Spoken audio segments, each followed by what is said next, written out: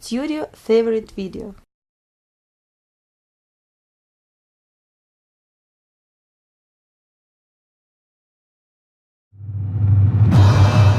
The Flock.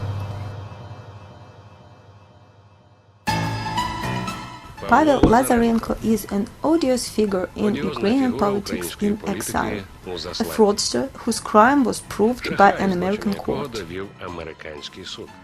10 years ago, in 1999, Pavel was arrested in the United States. In 2009, he was already preparing to return to Ukraine to become an active player in the presidential election campaign. Ukrainian media were actively announcing the future return of prodigal son to his homeland. But this didn't happen despite all expectations.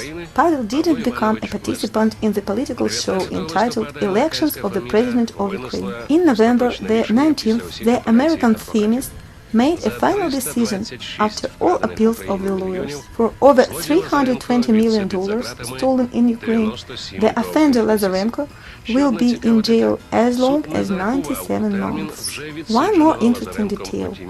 The court has not included within the term those months and years when Lazarenko had been under house arrest. That is, he has several years ahead to do in an American prison.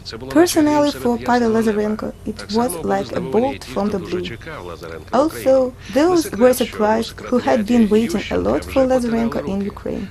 It's no secret that the secretariat of Yushchenko were rubbing their hands, as if saying, "Here comes Pavel, and Yulia is going to end," or at least her rating is going to end. People just will not forgive the current Prime Minister Yulia Tymoshenko for a long-standing friendship and shared half-criminal business with former Prime Minister Lazarenko, as well as all this fraud.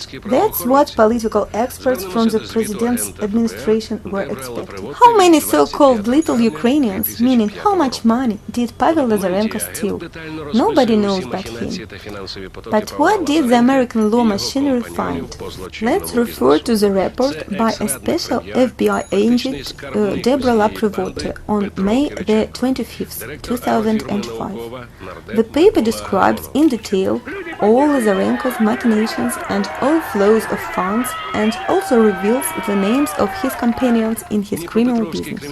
They are the ex-advisor of the Prime Minister, in fact the leader of all this gang, Pyotr Kirichenko, the director of the agricultural firm Nauchnaya, People's Deputy Nikolai Agafonov, the criminal leader from the city of Dnepropetrovsk, Alexander Milchenko, nicknamed Sailor, the current head of the Ukrainian government, Yulia Tymoshenko. Not all of them lived until the sentence of the American court, but then, in the mid-90s, they had been united into one well-organized gang. As the US Supreme Court will find out later, their principal means of earning money are bribery, theft, and waste of public money.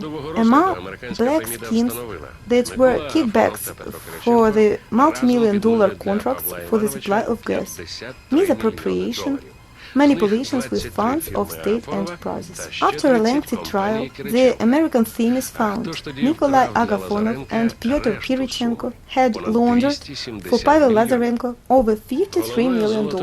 Of these, $23 million were made by the company of Agafonov and another $30 million by the company of Kirichenko. The question arises, who stole the rest of the money for Lazarenko? More than $270 million. The supplies of Russian gas to Ukraine became the main gold mine for Lazarenko in his prime minister's chair. They were laundered out through a specially created corporation, United Energy Systems of Ukraine, UESU. At that time, this organization was being headed by the future Ukrainian Prime Minister Yulia Tymoshenko. Money for Pavel and Yulia began to pour from the sky. All deliveries in this private firm were carried out under state guarantees. The amount of guarantees was astronomical. $2 billion. At that time, it was a quarter of the annual budget of Ukraine. Later, the entire debt will be paid to Gazprom out of the state budget, which means that the state itself will cover personal debt of Tymoshenko and Lazarenko. At some point, several manufacturers from the city of Donetsk stood on the way of this criminal gas business. In order to settle the matter, the help of the underworld leader nicknamed Sailor or Alexander Milchenko was needed. As Kirichenko testified in the U.S. court, Lazarenko had personally met with his longtime friend Sailor and had promised him $3 million. That was the price he fixed for the life of an informal leader of Donetsk region, Yevgeny Shcherbany. Sailor had to kill him. November 3, 1996, Yevgeny Shcherbany had just arrived to the Donetsk airport from Moscow. On the runway, he, together with his wife Natalia and an aircraft mechanic, were brutally shot down with machine guns. There were no more obstacles for the complete domination upon all regions of Ukraine. Criminal business of Lazarenko and Tymoshenko gave no failures. In order to hide better the traces of the illegal scheme of public money laundering, Tymoshenko creates a series of front organizations. The most famous of them were United Energy Entertainment and Samoly Enterprises Limited. As the FBI agents informed, in December 31, 1996, the government of Lazarenko was supposed to pay $140 million for gas to Russian Gazprom.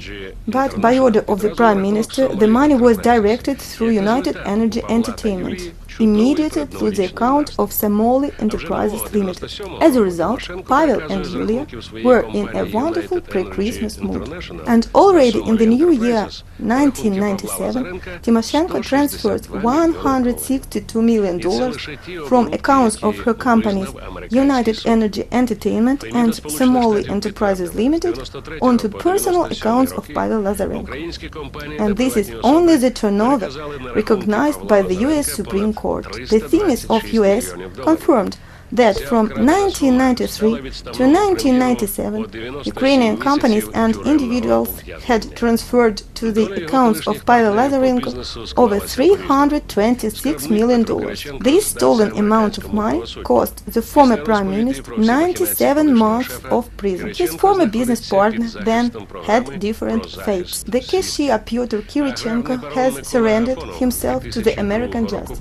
The agricultural baron Nikolai Agafonov died of a stroke in 2002. In 1997, a year after the murder of Yevgeny Shcherbany, the criminal leader Sailor Alexander Milchenko died of a mysterious poisoning by an unknown substance. The only financial ex-partner of Lazarenko, which is now alive, safe and sound, and remains at large, is Yulia Tymoshenko. At the times of President Leonid Kuchma, she also got to jail, but not for long. Now she has gone up. 8 years after United Energy Systems of Ukraine, she has become leader of the Ukrainian government. Acts of Tymoshenko in the case of Lazarenko didn't fall under the jurisdiction of the American justice. Meanwhile, in Ukraine, the case against the former gas princess was closed by the prosecutor's office and not by the courts. The court merely affirmed the decision of prosecutors. Epilogue. A lot of people would get mad if they knew what kind of people govern over them. History, wisdom.